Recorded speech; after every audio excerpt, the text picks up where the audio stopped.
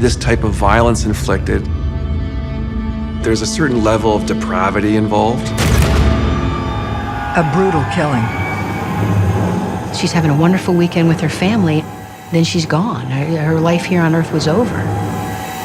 I try not to think about how she died.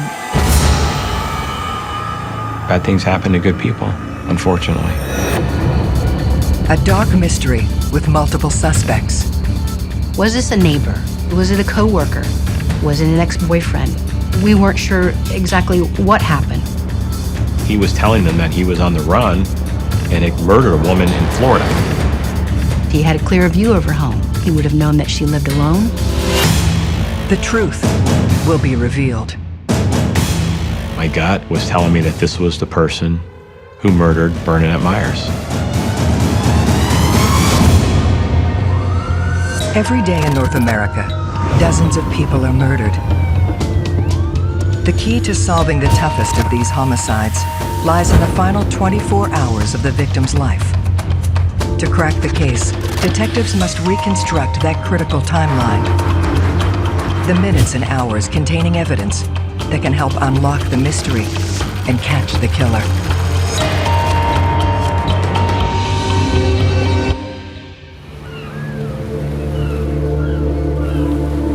Sunshine City. That's how locals describe St. Petersburg, Florida. I think what makes the whole area great here is the fact of the beautiful beaches that we have and the weather. You can do pretty much what you want year-round here in Pinellas County. It's really considered a really hip and cool place to be nowadays. You get a lot of what I refer to as paradise people that come down for an easy life. But wherever you have sunshine, you also have shadows. The Loma neighborhood definitely had seen its better days. It's an area where it's not unusual to see transients moving in and out. Here, the home of Bernardet Meyers stands out. Bernadette's home was the nicest one on the block. And she cared a lot about her home, and you could see it. Bernadette did not show up for work that day, and Bernadette did not answer her phone and did not return any phone calls that had been previously left for her. So one of her friends decided to drive over to Bernadette's house, and she looked in through the kitchen windows, and she was able to see what to her appeared to be something red, possibly blood, on the floor in the kitchen.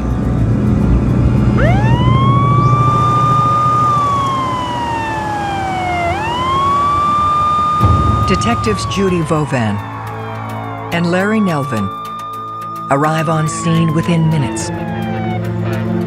We could see large amounts of blood in the kitchen.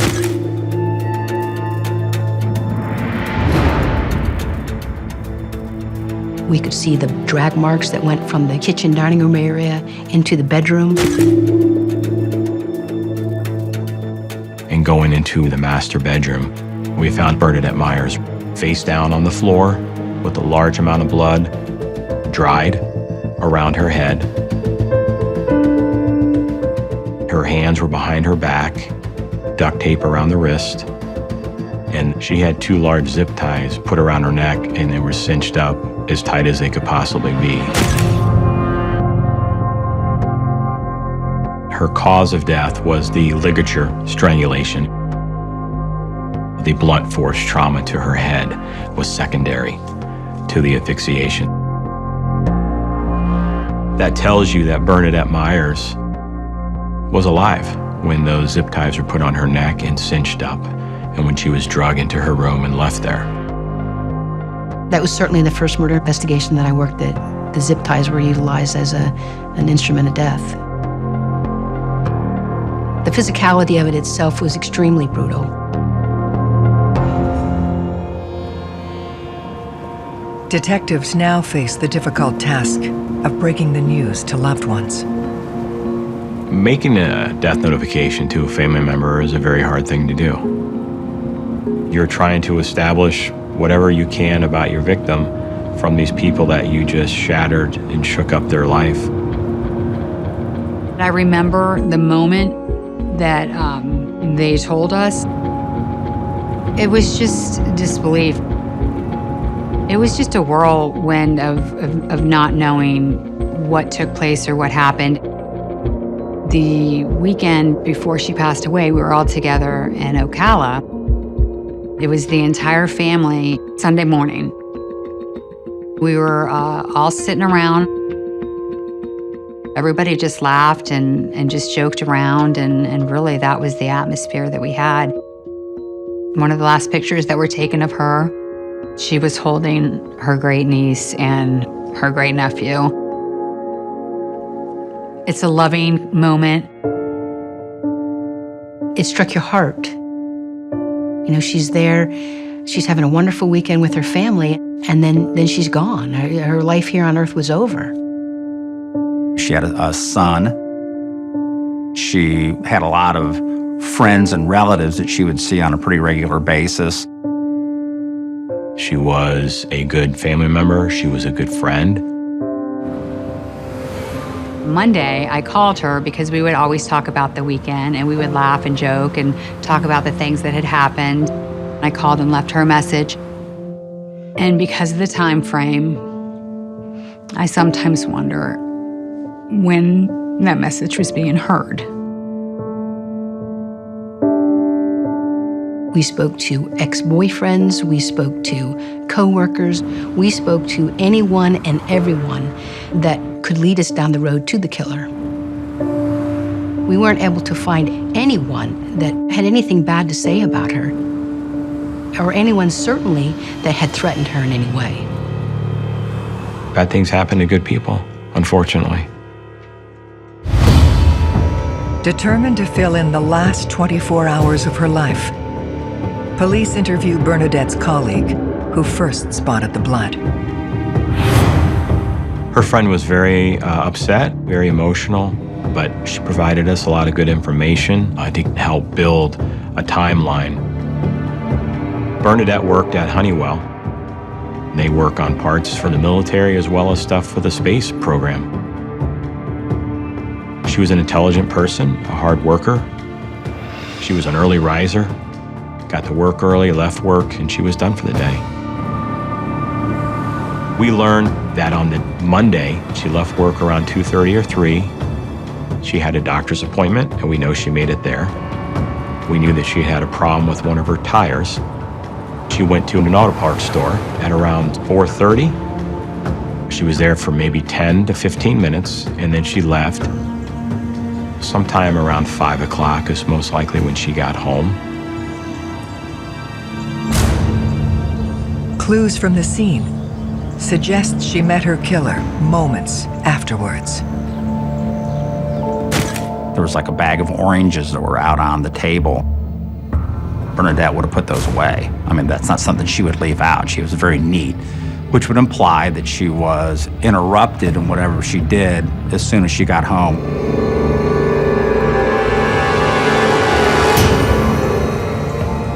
Due to the fact that she had not returned any calls and put her groceries away or changed her clothes, we feel that she was murdered somewhere between 5 and 7 o'clock at the latest on Monday. There was no kicked-in door, there were no screens missing, there were no broken windows. We did think perhaps that our perpetrator was someone that she knew or someone that was familiar with her home. We know that just based on the brutality at the scene, that more than likely it was going to be a man. There was no DNA of interest found at the scene. And by that I mean they would have found, of course, Bernadette's DNA, which as you would expect. Not one fingerprint, but one of the forensic examiners at the scene, who was still in the middle of processing, was able to develop a bloody shoe impression on the floor that they were able to enhance using chemicals. We knew it wasn't Bernadette's. Her shoes were on the kitchen floor, and she was knocked out of them. So we felt very strong that this was going to be the bloody shoe impression from the murderer. The actual impression was believed to be some type of tennis shoe, and the size between 9 and 11. Her vehicle was not in the garage. So, of course, what I'm going to surmise from that is that whoever murdered her stole her car. Did they steal it because they wanted the car, or did they steal it because they thought it was the best way to get away from that location without being seen? It seemed pretty organized. He was either more prepared than your normal person, or he was able to react somewhat calm after he had done this to figure out how he's going to get out of there. We're looking for anybody and everybody that's associated with Bernardet, that's associated with the area, that would have any reason to be there. My first instinct was this was something that was sexually motivated.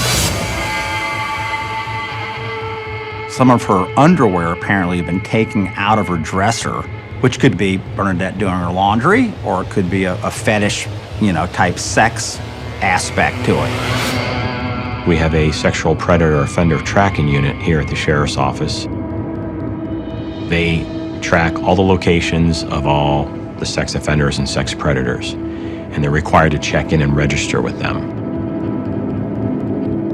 The investigators would automatically search the database for any persons in the area that are sexual predators. They would be persons of interest to speak to as soon as possible. There is one name at the top of their list. Leo Barobri was brought to our attention by the sexual predator unit. He was a convicted sexual predator who had committed a violent rape. He lived within around a mile of Bernardet Meyers. His offenses had to do with adult women. There's some leopards out there with spots on that don't change. So, of course, we wanted to look into him, try to find out where he might have been on the day that Bernardet was murdered.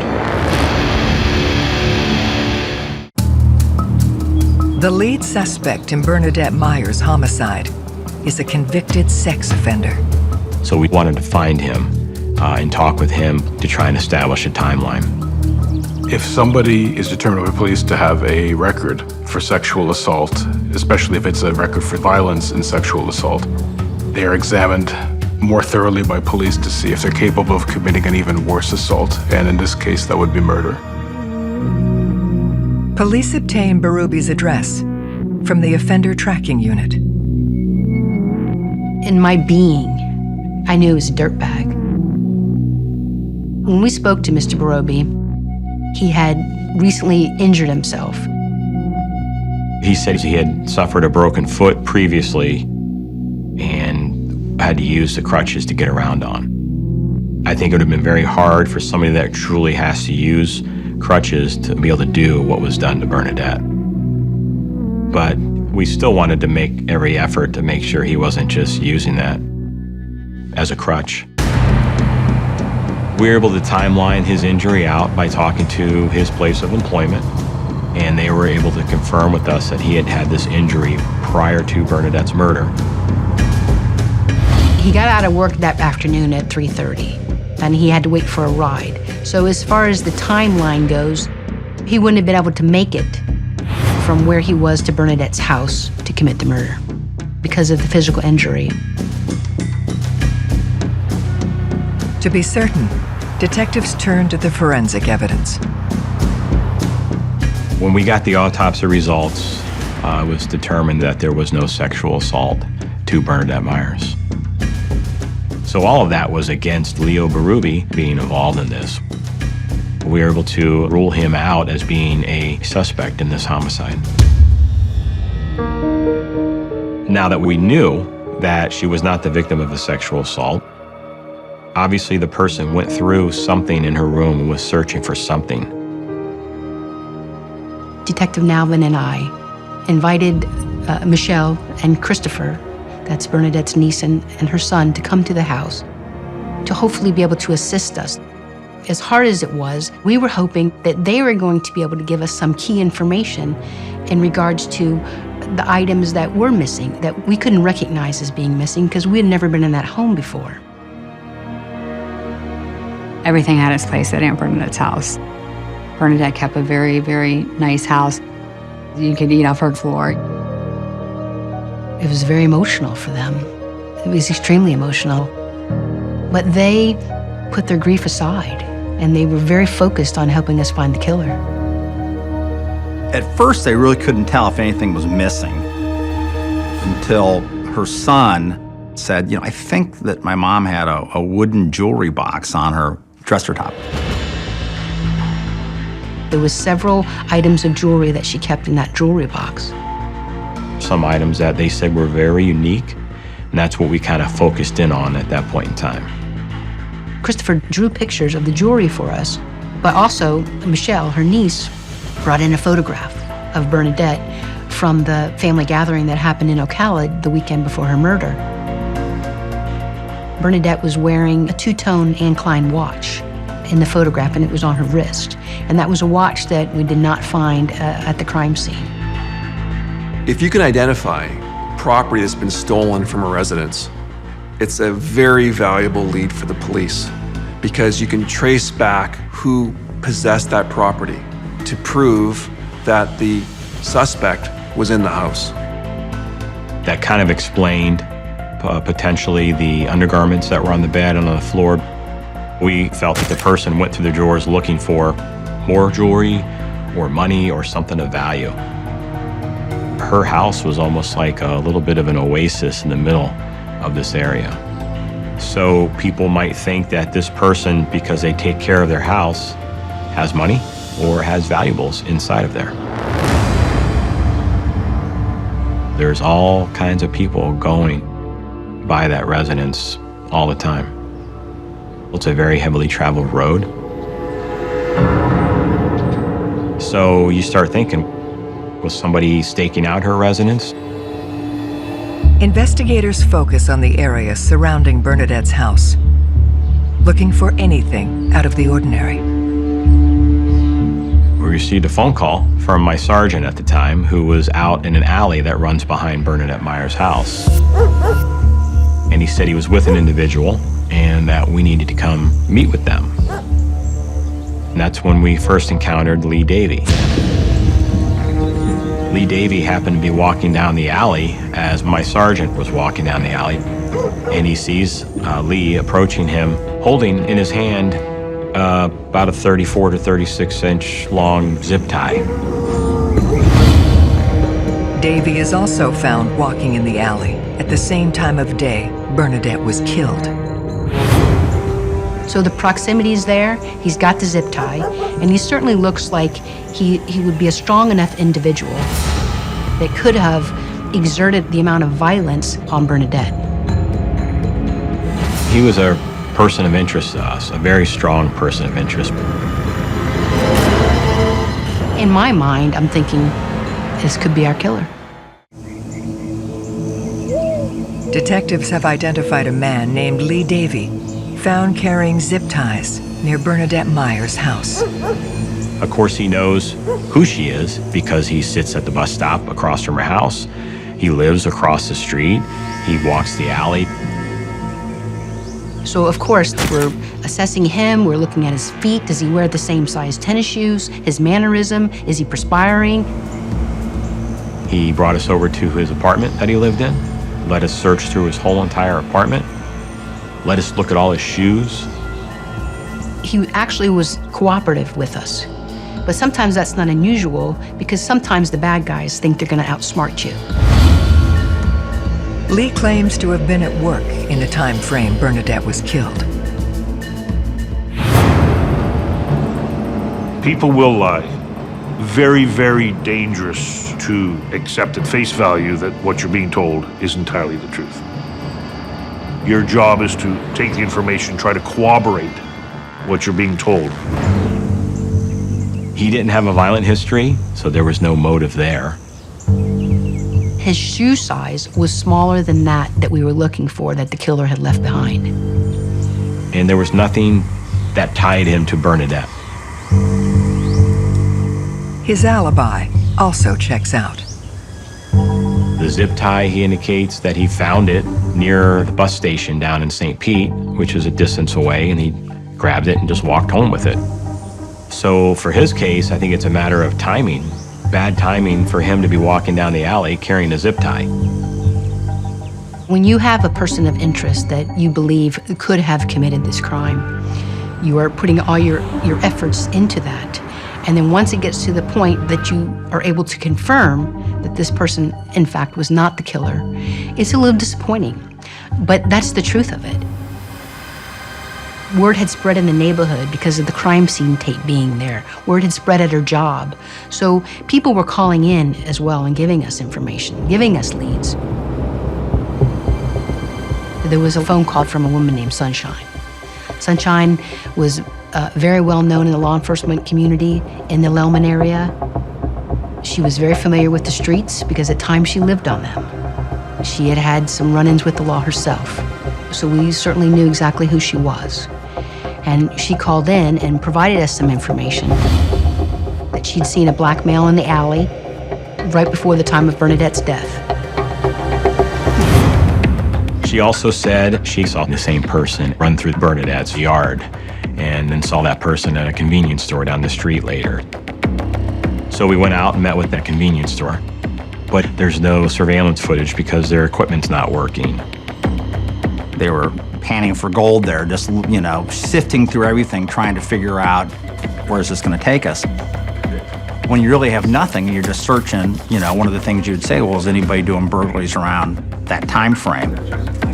You start looking for any creep-in burglaries or people are at home, because the vast majority of home burglaries, there's nobody at home.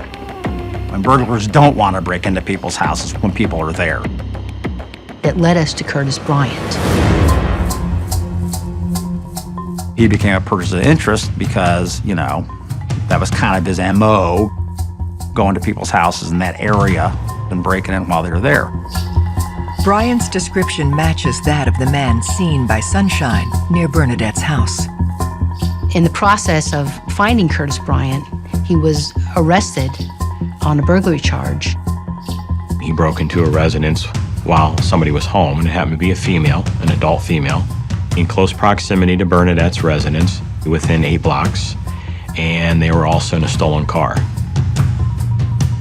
So when Detective Nalvin and I had the opportunity to interview him about Bernadette's death, he was actually in custody. Unfortunately, that day, Mr. Bryant lacked a moral compass. He listened to us talk, but he refused to answer specific questions, and at one point he ended up telling us he didn't want to talk anymore. Well, if I'm his lawyer, the first thing I tell him to do is, you do not talk to the police, ever. And if you do, you're an idiot. Because anything you say can and will be used against you in a court of law.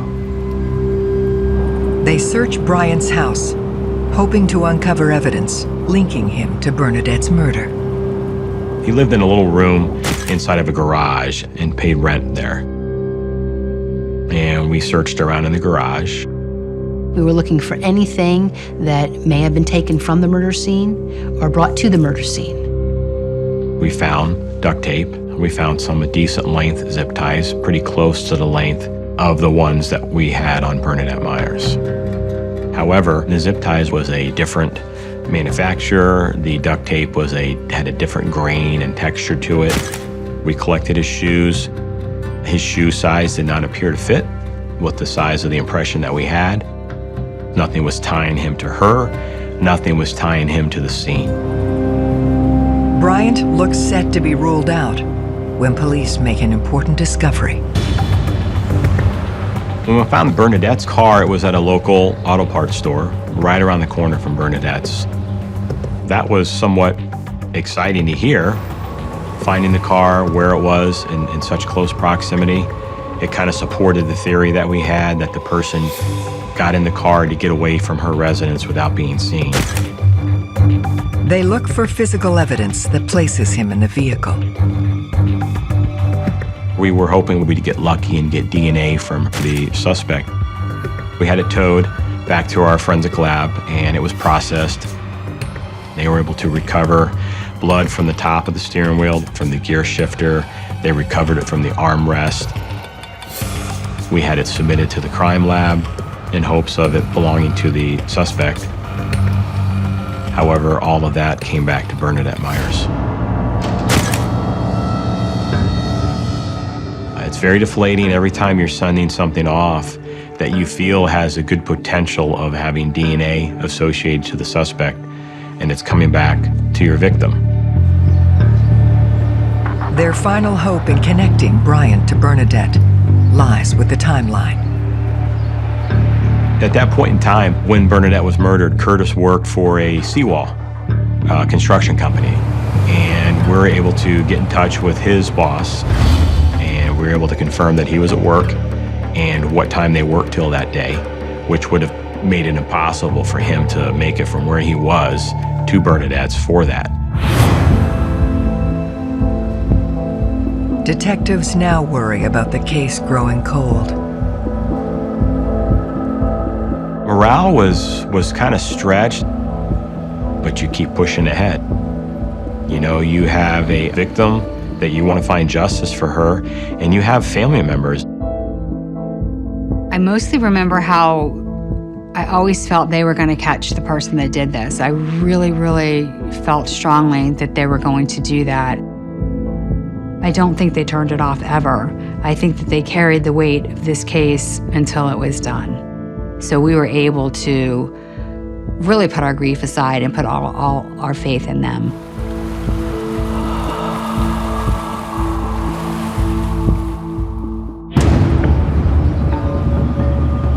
Convinced Bernadette's murder was a well-planned crime of opportunity, police broadened their neighborhood search, determined to identify anything unusual from her final 24 hours. In Bernadette's case, what made it unique and somewhat difficult was the fact that it was a transient area. It's a lot of people coming and going. We went back out again to do some more canvassing, and there was a decent-sized auto dealership right at the end of Bernadette Street. We talked to an employee, and she had some very good information for us. Going back to Monday, the day that we know Bernadette was murdered, she was parked across the street on the north side of the road, and at about 4 o'clock in the afternoon, she saw an individual standing next to a van that was parked next to her car. 30-year-old white male, 5'10", brown hair. She got in her car and she left. She came back about 45 minutes later. And when she came back, the van was still there. And the interesting thing is that how he was parked, if he looked down the street, he could see Bernadette's home.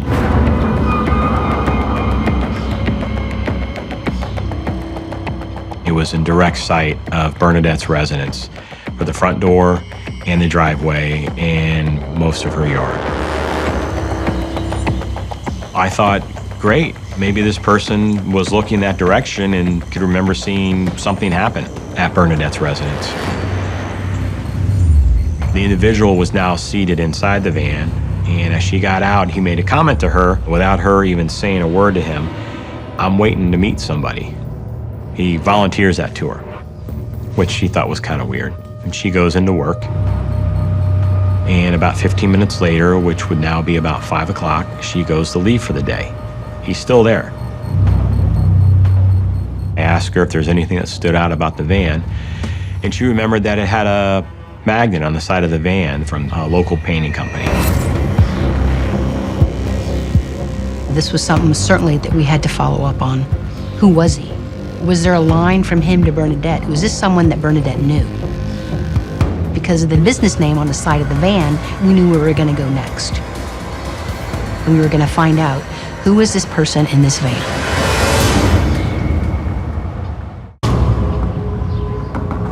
Investigators on the Bernardet Meyers case worked to track down a mystery man seen outside her home on the day of the murder.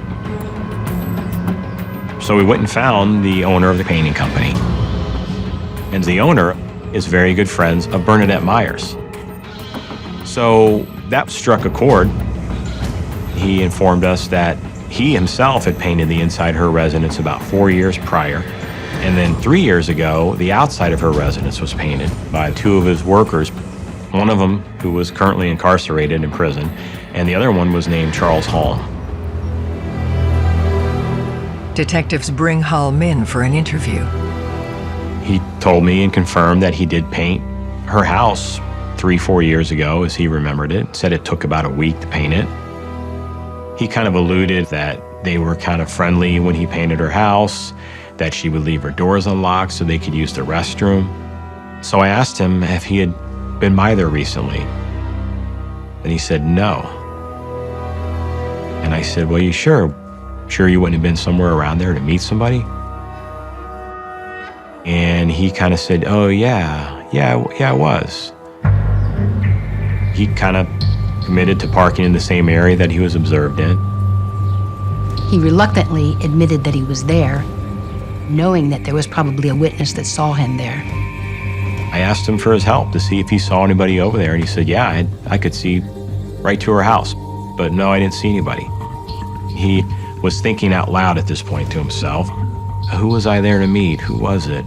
And he was looking up into the ceiling and looking left and looking right, and he kind of just looked over at us and said, I don't know, beats me. I can't remember who it was. He parked in a spot, for an hour and waited to meet somebody, but can't remember who he was going to meet. I didn't believe him. We did notice during the course of the interview that Mr. Halm's shoe size looked like it could have been the shoe size that we were looking for, but there was no real evidence to hold him. At that point in time, I'd gotten information from him that I could follow up on, and I sent him on his way, and asking him to call me when he thinks of who this alleged person was that he was supposed to meet.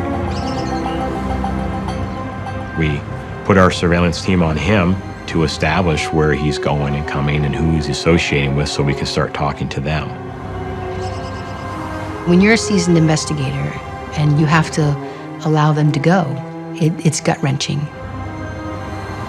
Not everyone can work homicide. It's very demanding, and it can be incredibly stressful. You have to be able to shift gears very quickly, and you have to have a really strong belief in the law and in justice. As they begin the follow-up on Halm, the investigation takes a bizarre turn. There was bulletins that were put out about the circumstances of her death to other law enforcement agencies. We get a call from Alma Police Department in Arkansas about an individual who they called a hitchhiker that had been dropped off by some people because he was telling them that he was on the run and had murdered a woman in Florida. When law enforcement in Arkansas had contact with him, in going through the stuff, he had some zip ties. It's a coincidence they can't ignore. So they work towards linking the man to Bernardet. By going through all these different reports and different associates surrounding this individual, we are able to see at one point in time that a girlfriend of his that lived almost on the same block as Bernardet Meyers. They discover an incident report revealing the hitchhiker had a violent past. He had been involved in a shooting and kidnapping, so to speak, with an ex-girlfriend or ex-wife. So you see that there's a violent tendency from this unstable person. And then you have the fact that he's saying he murdered a woman in Florida. We are doing everything we can to try and establish where he's been for this time, because he wasn't with the people that he was hitchhiking with anymore, and law enforcement had already sent him on his way, and now he was in the wind. It was very frustrating. They work to place their new suspect in Bernadette's neighborhood at the time she was killed. If you can get the timeline right, you can prove or break the suspect's alibi. We found evidence he was in some facility in Tennessee during the time frame of Bernadette's murder. There was nothing put in him in this area recently. As this investigation went on, it seemed that everybody we came into contact with now all of a sudden is either carrying a zip tie or has them in their garage. None of them were the size of the ones that we found on Bernadette. You want tips to come in, but it depends. Sometimes you get a lot that don't lead you anywhere. Some are good, but you can't pick and choose which ones you get, so you have to work all of them. The investigation gains new traction when the surveillance team makes an important discovery about painter Charles Halm. We learned that he was a frequent pawner. A lot of his pawn activity was tools and construction equipment, things of that nature. In Florida, when you pawn anything, you're required to, 1, provide a photo ID, and 2, you're required to provide a thumbprint. If we have any suspicion that could have been a robbery or burglary, you're going to look for somebody pawning this stuff to get the money for it. Detective Nelvin checks Halm's most recent pawn activity. After Bernardet Meyers' murder, he pawned some women's jewelry. We traveled to the pawn shops. And based on the drawings by Christopher, we were able to determine that there were several items pawned by Mr. Halm that belonged to Bernadette. These items were sent to the lab for a DNA test. On the pink coral ring was our one piece of DNA evidence that belonged to Bernardet Meyers, which proved that that was her ring. And the concerning part about it is that we're finding that in one particular transaction, he was pawning this before we'd even found her body inside her house on Tuesday. That was a true breaking point. With the circumstantial evidence mounting against Charles Halm, detectives are able to subpoena more of his records from the day of the murder. We got his phone records, and we're able to see what I would describe as a frantic attempt to get a hold of a friend of his named Gary. It shows a flurry of phone calls, like I think it's 6:20 or 6:22 that evening. The calls fall right within the time frame of Bernadette's murder, making Gary their next priority. Gary told us that he was friends with Charles Halm, and he also told us that he had gotten some jewelry from Charles. He also told us that his wife had some of the jewelry. So at that point in time, we go find his wife, Kimber. As I looked at the watch that she's wearing on her wrist, immediately flashed this picture that the family had provided to me of when Bernadette was in Ocala one day before she was murdered. She was actually wearing Bernadette's watch. There's a part of me that thought that, there was some divine intervention happening there. That's one of those moments that you pray for. I think the stars just aligned with us having the weekend together, and it was just such a beautiful weekend, but that we had the picture of the watch. As Charles Halm is charged with first-degree murder, detectives can now identify the critical details from Bernadette's final 24 hours and the events that drew her ever closer to a desperate killer. The day before, Bernadette had been with her son visiting some relatives in Ocala. Bernadette came home Sunday evening. She went to work on Monday. She stopped a couple places on her way home for errands. Charles Halm sat in his van for an hour waiting for her to get home. He knows that she has a nice house. He knows where she works. So he knows that she's more well off than most people in that area. Now, whether when he was watching her house, his plan was to kill her, it's possible. He was doing a lot of drugs at that time. Heroin, cocaine, crack cocaine. She went home that night expecting to have a quiet evening. She put her things down, and Mr. Halm was at the back door. And she probably answered it. She was a friendly person. And she recognized him. And he probably thought he might be able to smooth talk her into getting some money. But she will tell people her mind. Probably told him to pack sand. He was upset. That's when he attacks her. He repeatedly struck her in the back of the head with some type of blunt weapon. And he continued to strike her until she went down. To make sure that she was not going to be on this earth any longer, then he took zip ties and he put them around her neck and used those zip ties to drag her body from the kitchen area into her bedroom, where he left her face down with her head in a pool of blood. He was panicked at some point because he was trying to reach out to his friend Gary at that point in time, frantically. He then used the idea of going through her garage to get in her car to leave without being seen, to go park down the street, to be able to walk back to his van that he was in, and then drive away. Then, the following day, Charles Halm pawned jewelry that belonged to Bernardet Meyers 3 hours before we found her. Finding the pawn transaction that's done before her body's found with the jewelry that we know is hers, and then finding this watch that she was wearing not even 24 hours before she was murdered, to me was a huge moment. He probably looked at it as she could be an easy target as far as that goes. And so in that regard, it's not random. It's random from the standpoint that she did nothing to encourage this. And that's the scary part. You know, there truly are evil people out there that prey on innocent folks. Ultimately, Charles Halm was convicted of first-degree murder for killing Bernardet Meyers. He's serving life with no chance of parole.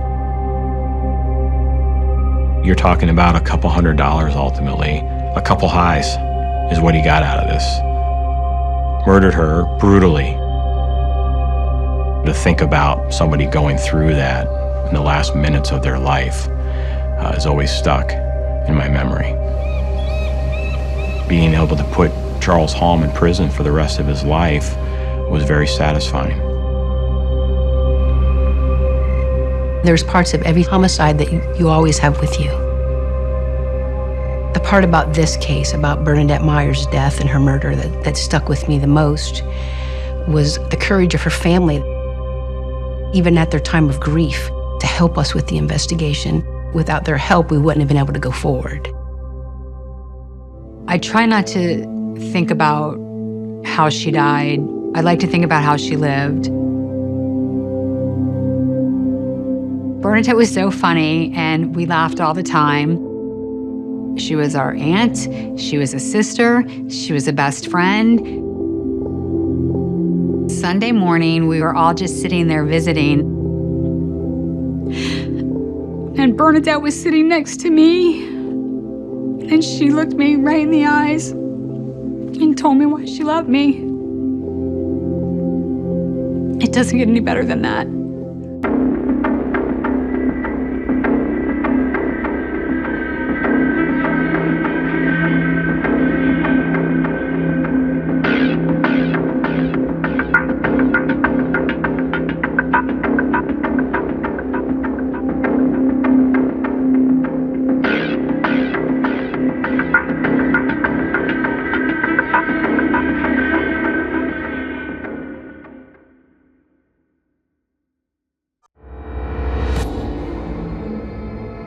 Two people shot in the head, execution style. That looks like a hit to me. A brutal killing. The shocking part is that it was a family, newlyweds, starting out their life. A dark mystery with multiple suspects. She wasn't going to see him anymore because she was dating someone else. They had an argument. He was mad, and he was going to kill him. He had driven by the home. Is it a stalking situation? He kind of ripped him off. And you don't do that to the Brotherhood.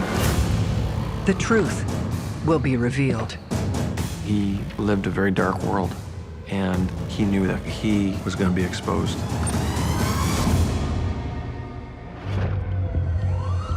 Every day in North America, dozens of people are murdered. The key to solving the toughest of these homicides lies in the final 24 hours of the victim's life. To crack the case, detectives must reconstruct that critical timeline. The minutes and hours containing evidence that can help unlock the mystery and catch the killer.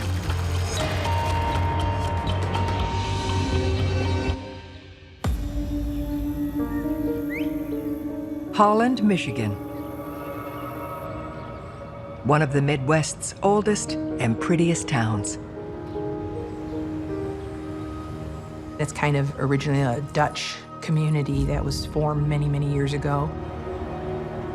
It's a small community. It's very common for you to leave your doors unlocked, leave your keys in your car.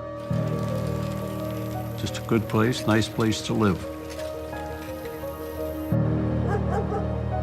But a double homicide changes that in an instant.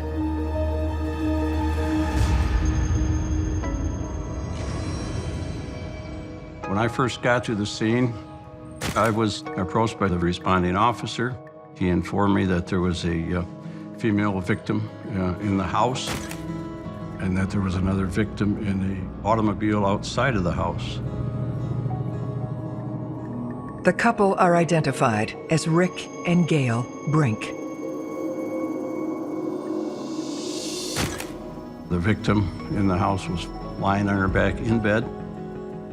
She had 3 wounds in her head. The male victim had 2 bullet holes in the left side of his head. The passenger front window was shot out, so there was at least 3 rounds that we knew of that were shot. He was lying face down.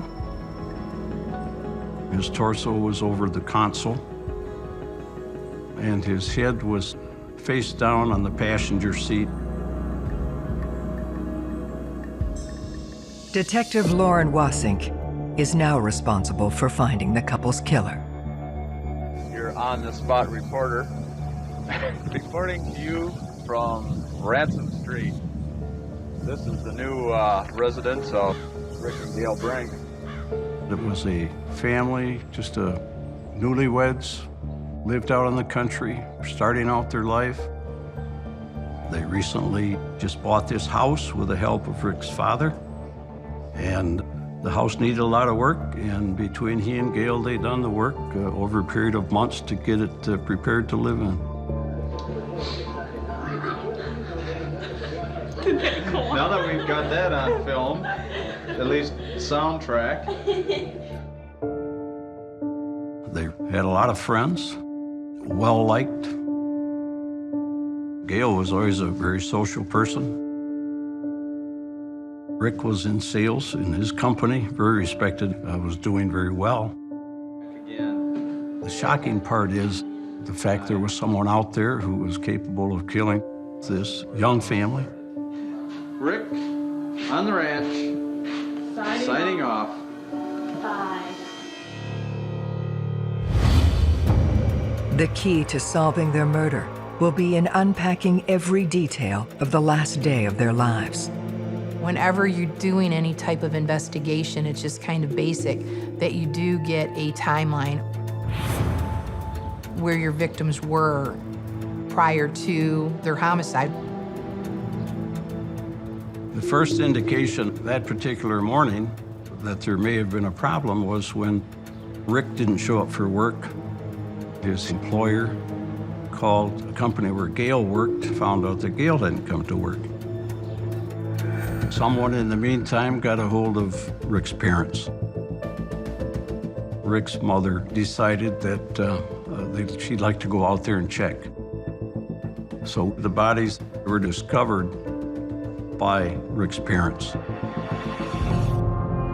Based on the medical examiner, stomach contents gives us a pretty good idea that they were probably killed between Saturday night late and early Sunday morning. Detectives examine the crime scene to determine the events leading up to the murder. Rick was dressed in his dress slacks. I believe he had on suspenders, a belt, and a shirt. And then he had on his work galoshes that he appears to have kind of slid on. It appeared as though Rick might have been drinking a beer, watching TV. At some point, something caused him to put his boots on and his coat on and to go out to the vehicle. But the ignition was off, the window was rolled 3/4 down, cold weather, why is his window open? Was Rick on his way someplace? And did he then encounter someone? At that time, we didn't know. We checked for casings inside and outside of the house. None were found. So either the suspect cleaned up the shell casings, or it was a revolver and they remained within the gun. After autopsies, it was confirmed that they were .22 caliber rounds.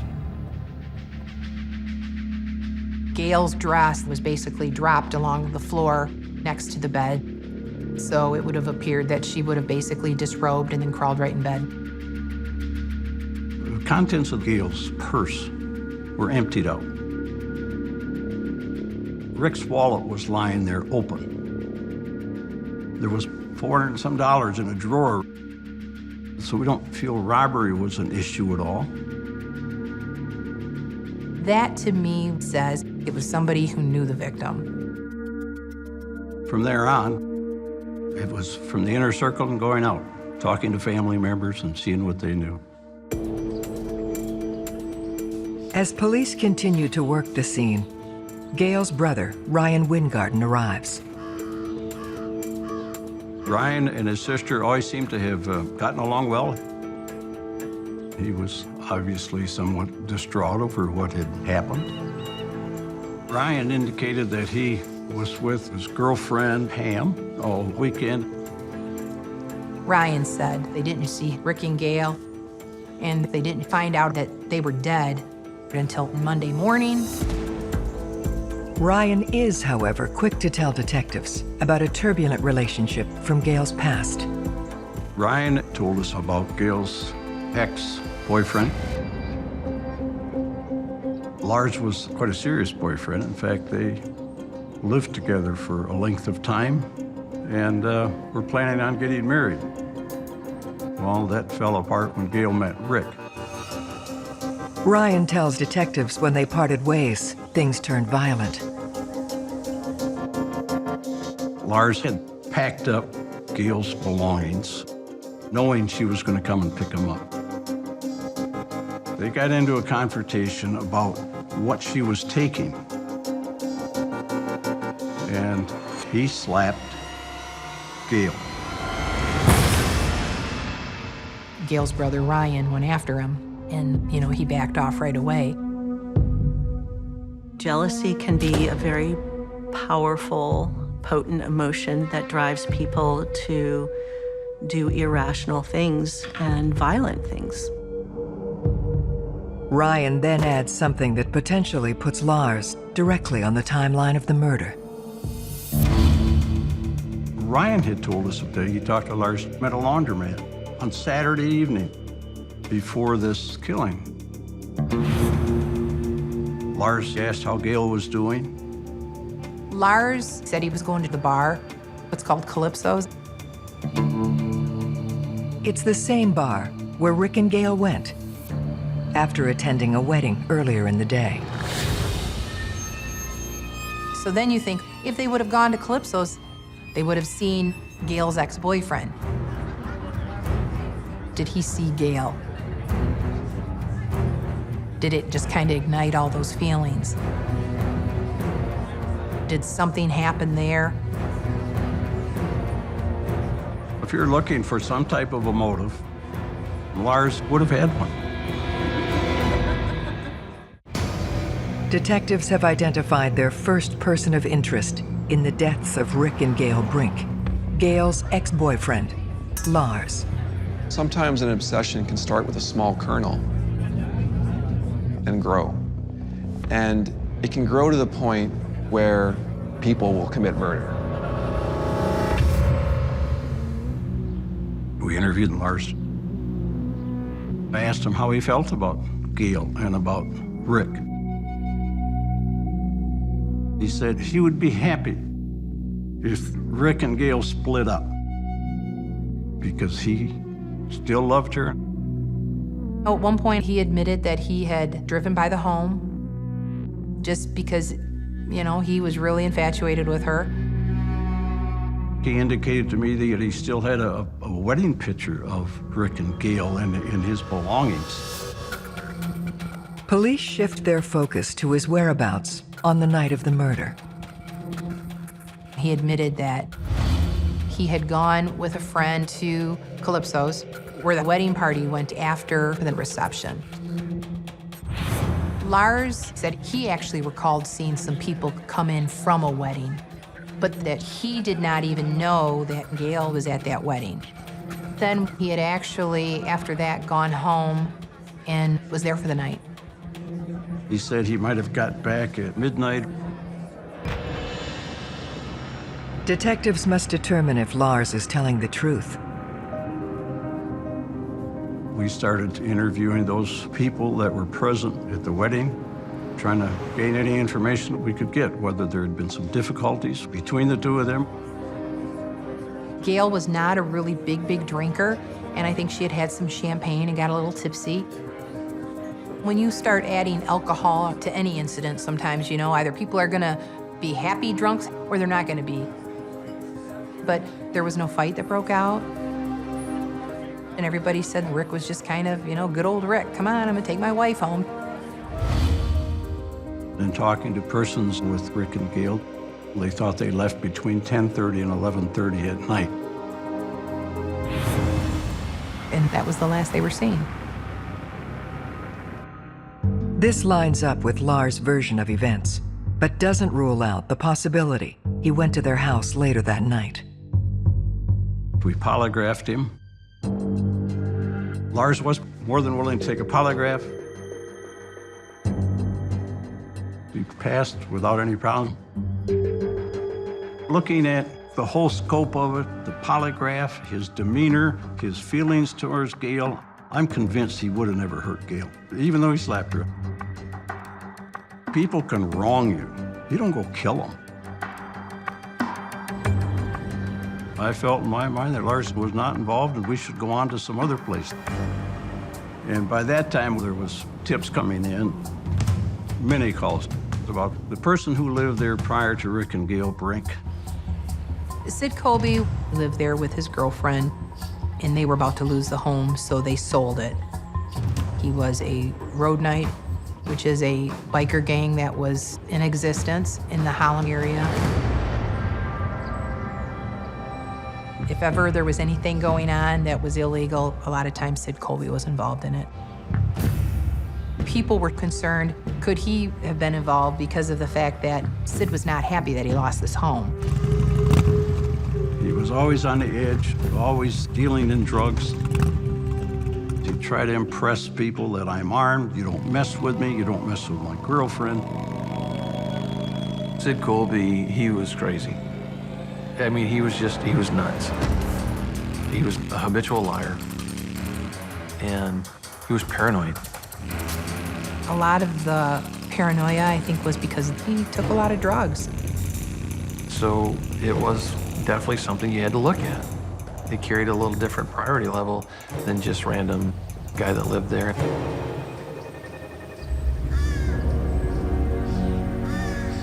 They managed to track a skittish Sid Colby down at his new place.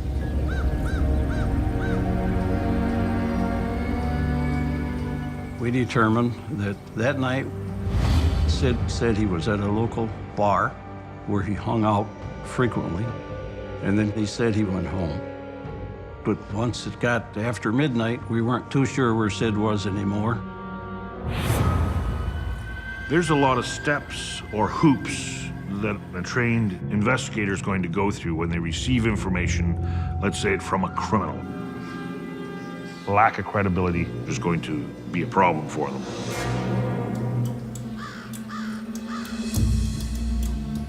So we had a polygraph done.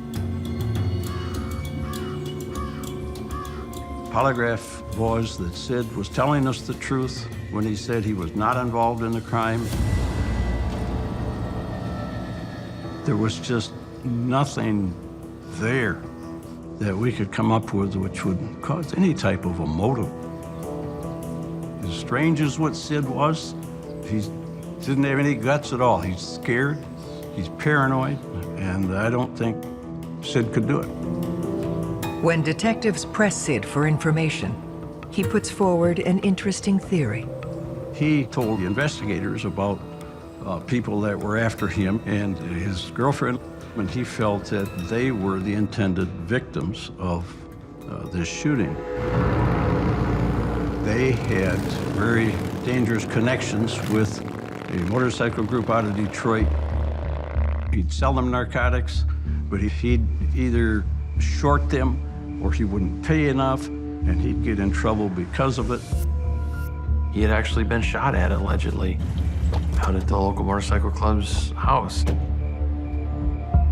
But it was one event in particular that led Sid to believe he'd become a target. At one point, Sid had agreed to fix a car for one of the group's girlfriends. And Sid and his girlfriend, Chico, decided they'd be better off selling the car. They used the money for themselves, and obviously got into a lot of hot water with this group out of Detroit. If you're in a motorcycle gang, you don't do that to the Brotherhood. He claims that after that, these people came to his house to get him prior to this killing, and he ran them off with an automatic rifle. Sid believes this may have led the gang to hire a hitman. He'd be told where to go, and that there'll be a guy and a gal at that house, and their job would be to take care of the guy and the gal. And Sid believed that this was what happened with Rick and Gail, and that it was meant for he and Chico. 2 people shot in the head, execution style. That looks like a hit to me.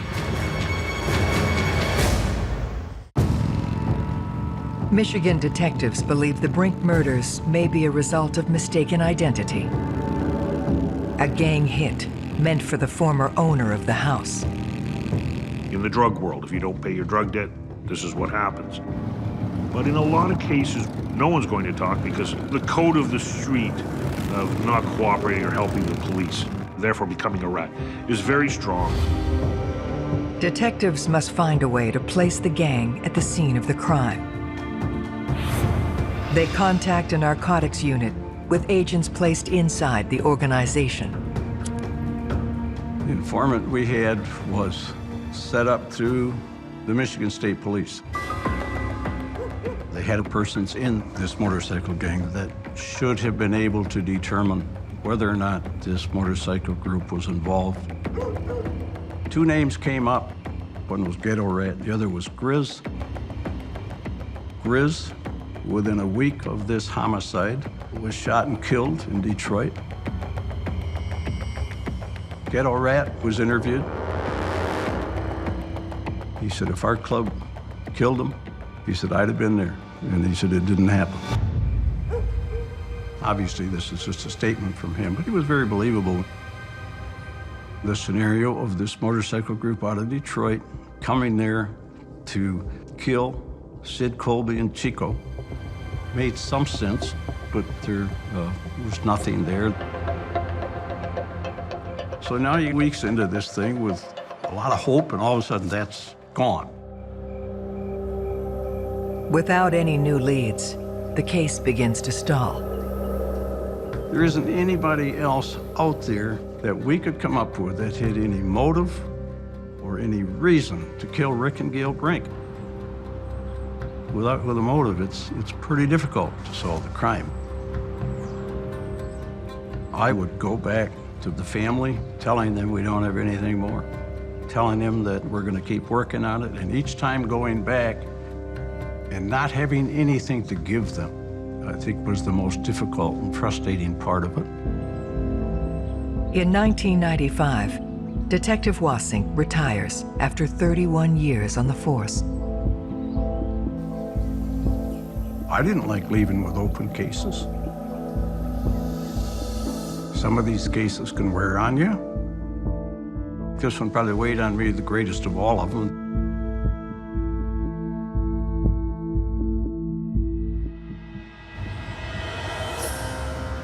In 2011, 24 years after the murders, the investigation is assigned to cold case detectives Venus Repper and David Blakely. You had to go back into the books, relearn everything that they did. We always had a philosophy that the person who did it is in there. It was a matter of going through the detective notes and putting those in order, doing it chronological. In cold case investigations, you will, from time to time, find the killer in the original box, we'll call it, of evidence. In this case, the violence portrayed at the crime scene would suggest it was someone known to the deceased. Access to the crime scene, no sign of forced entry. During their review, something odd stands out to Detective Repper. When we looked through the crime scene photos, one of the questions, there was a pillow that was placed over Gail's face. The pillow was actually a pillow that belonged in the living room. If it would have been put there beforehand, you would see some type of bullet holes. The pillow had blood residue, so it would have been placed there after Gail had been murdered. So we knew that it had to be the killer who put the pillow over her face. Why is a pillow from the living room over the head of the victim in the bedroom? That, to me, was more like somebody not wanting to look at him. That emotionally says, I don't want to see this. The kind of individual you're looking at knew Rick and Gail very well. This prompts the cold case detectives to focus on Rick and Gail's families. You must look at the family.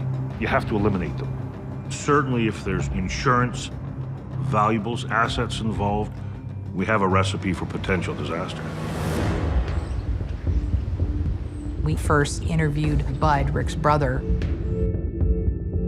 One of the things we found out was that if something happened to Rick, Bud would be the one to inherit everything. Wills can tear families apart. That could be a motive for someone to get very upset and perhaps commit murder. Those were questions that we posed to him as far as whether he was responsible, whether he was involved in the homicide. Bud was college educated, he had a good job. He himself was a success on his own. He said he and his brother really had a good relationship. As far as his alibi, he was actually home with his wife. There was no animosity, there was nothing to indicate that there was any issue between Bud and Rick. They turn their attention towards Gail's family. Gail had a very challenging childhood. She came from a very large family. Her mother, I don't think she was capable of caring for as many children as what she had. I think there was just some real dysfunction going on there, and so the kids were the ones that were responsible for taking care of themselves. They talk to Cheryl Murphy, Gail's older sister. They had a really good relationship. She basically helped raise Gail. She does not live in the state and doesn't maintain everyday contact with her family. Before Dave and I got the case, another detective asked her, write down some conversations you've had or some things pertaining to this. She had some concerns about her brother Ryan. Cheryl would say Ryan's controlling. He wants you to do what he says, and her and him did not get along. They butted heads. She said, he's my brother, but he's a control freak. There were some red flags that we were like, that's not right. Something's wrong there. So we found out as much information as we could about Ryan. Cheryl tells detectives about a family dispute that had been brewing the week before the murder. Ryan was renting a house, and her parents and the younger siblings were living in a trailer in Ryan's driveway. He had indicated that his landlord had gotten upset about it and wanted him out of there. Cheryl says this prompted Ryan to call Gail the day before she was killed. He told Gail, you got that house, let mom and dad come live with you. And she basically told him, no, I'm not gonna do it. Rick won't allow it. It's not gonna happen. She had actually told her, he's mad, he's furious. That had never been learned by the original investigators. I interviewed Cheryl Murphy several times, but she never told us that Gail had called her on the Friday night prior to the murder and told her what a violent confrontation she and Ryan had had.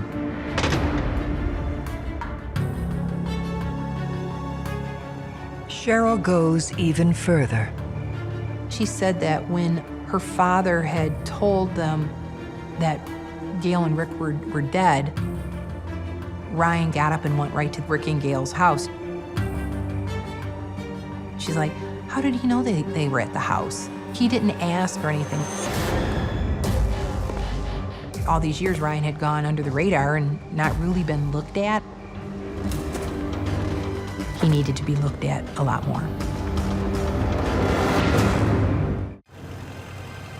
Cold case detectives investigating the murder of Rick and Gail Brink have focused their attention on Gail's brother Ryan.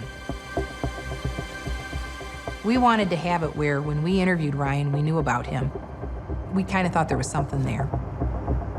They learn Ryan is now married to the woman he was with the night the murders happened, Pam Windgarden. As far as for Ryan's alibi back in '87, he had indicated that he and Pam had gone to a laundromat to do laundry, 5 to 8-ish.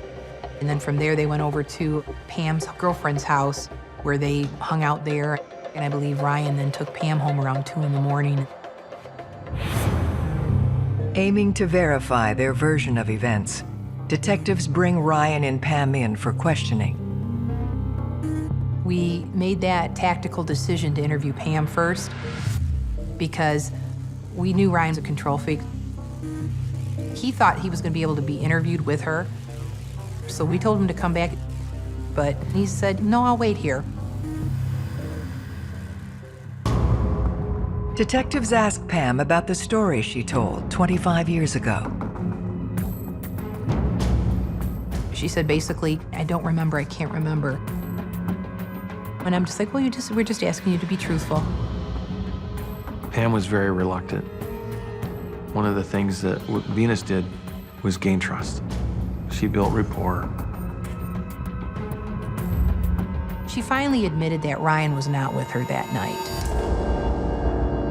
So we knew something was up. But at that point, she's like, I'm gonna go home. And I asked her, are you gonna be okay? Because I was concerned if he's this controlling, and you just told us that you lied for your husband. I mean, we gave her every opportunity. Well, she left. We knew Pam knew more than what she was saying, but wasn't really willing to share yet. We didn't feel she was responsible for it, but we weren't able to make an arrest. So we then brought Ryan in. And he didn't care for women. So actually, Dave took the lead on this interview. His body language was total deception. We told him, your wife said you weren't with her. Well, she's confused. No, she's confused. This is what we did. He didn't want us to talk to Pam. He didn't want us to do a complete investigation. He denied any involvement in his sister and brother-in-law's homicide. If your brother or your sister was murdered and you had nothing to do with it, you would do everything you could to help. Here you have a blood brother not helping. Pretty much after that, Ryan left.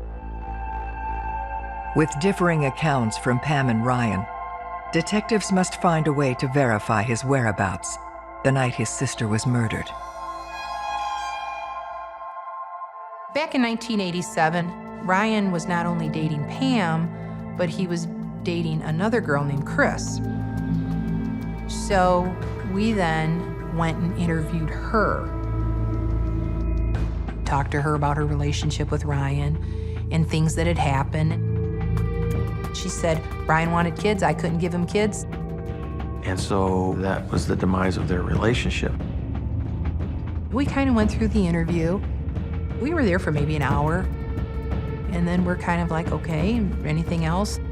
No. And literally, we're like getting up out of our chairs, and she's like, well, there is this one thing. And we look at each other and we sit back down and we're like, well, what is it? And she proceeds to tell us about how Ryan came over and told her his sister had been murdered. And it was 2 days after they were found, and asked, can you go with me for a ride? And she's like, then he drove me around. We went to the park. And she goes, he sat there and he was crying and he was talking about what a terrible person he was. And she's like, you know, I was afraid he was gonna tell me he killed her. And we said, what did he tell you? And at that point she said that he had said he had a sexual relationship with her, that he basically had raped his sister. That it happened more than once, and that she wasn't willing. That was huge. That was the aha moment. If Gail had told Rick about the abuse, Ryan was going to be exposed. The question at that time was, is the aha moment going to turn into a confession? Detectives Repper and Blakely bring Ryan in for a second interview.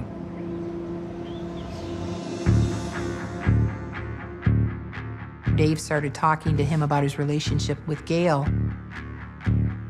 I was repeatedly asking him to tell me about that, what happened there. And he would respond with, what are you getting at, Dave? It was a pretty intense time. We sat there, it was like 40 seconds, just staring. It was a stare down.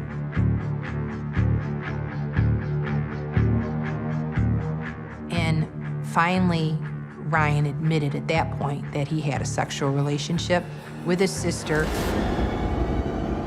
And he said it was just kids play, kids play. We kind of threw out there, well, you told Chris that, you know, it was basically like rape. He again downplayed the abuse. It was experimentation. No one was hurt, it only happened a little bit, and that was it. Despite this admission, Ryan remains steadfast in denying his involvement in the murders. So we still didn't have enough, but we at least had now a different path that we were going. Detectives must prove beyond doubt that Ryan pulled the trigger 25 years ago. We basically interviewed people all around him, interviewed his friends. We found Jim Meacham. Jim is a good friend of Ryan's. They hung out, they'd known each other for years. They kind of ran in the same circle. We interviewed him, and he recalled how he found out that Gail had been murdered. Jim, he would go to Ryan's house in the morning and he would have coffee with Ryan before he'd go to work sometimes. And he said it would be really, really early. He had gone there the day the bodies were discovered. And Ryan was up and Pam was up, and he's like, they're both crying, tears and everything. And he's like, what's wrong? And he said that Ryan had said, my sister's been murdered. The importance of that is Rick and Gail were not found murdered until 11 o'clock in the morning on that Monday. So the only way he could tell Jim Meacham that they were dead that early is if he was involved in the homicide. After 25 years of investigation, Detectives have found a flaw in Ryan Windgarden's timeline that convinces them of his guilt. So you've got motive and you've got opportunity. You've got them both in spades. But you're going to need more than that to prove beyond a reasonable doubt that the person committed this murder. Armed with their new information, detectives decide to re-interview his wife, Pam. Along with the fact that she had lied to police about his alibi, we knew that she was hiding information. That's a lot of pressure on an individual. But we said, you know what? She is a victim too. She's basically married this man after he may have done this horrible thing, and you have to get her to feel comfortable to come out with this information and share it. So at that point, Dave and I then made the decision to go to Pam's work. We just basically said, you know, we'd like to talk to you. And she said, yeah, I'll listen. We said, we are giving you the opportunity to come forward and tell us your story. The truth is going to come out. You need to do what's right for your kids. And we said, Pam, you need to come clean on this deal. Which she did. She basically came out and admitted that Ryan had come over that night, was all upset, and had said, I killed Rick and Gail.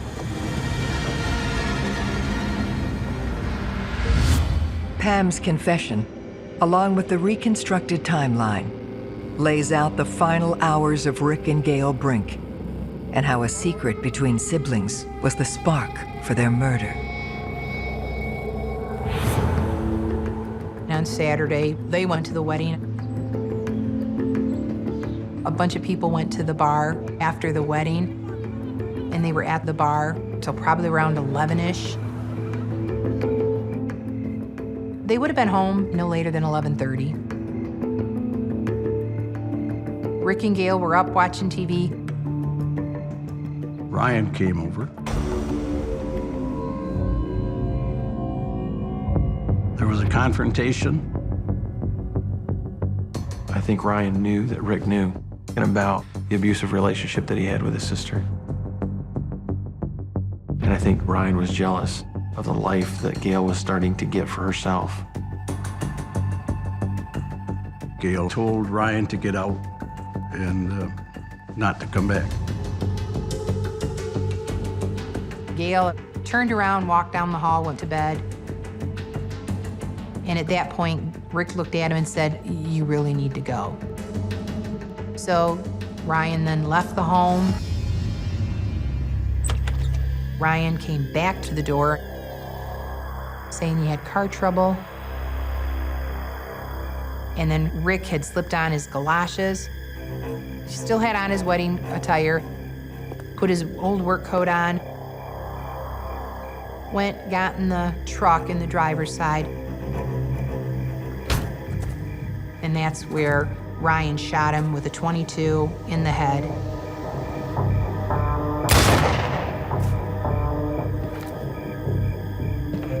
He then went in the house, walked back to the bedroom,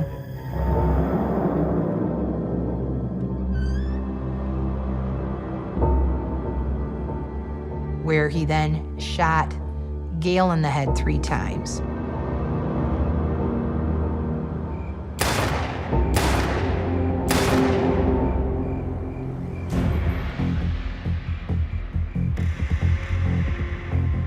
Ryan then went back over to Pam's house. He then takes Pam back to Rick and Gail's home where he killed him. He then takes her back to the bedroom where he shows her Gail, and he actually is the one that puts the pillow on her head.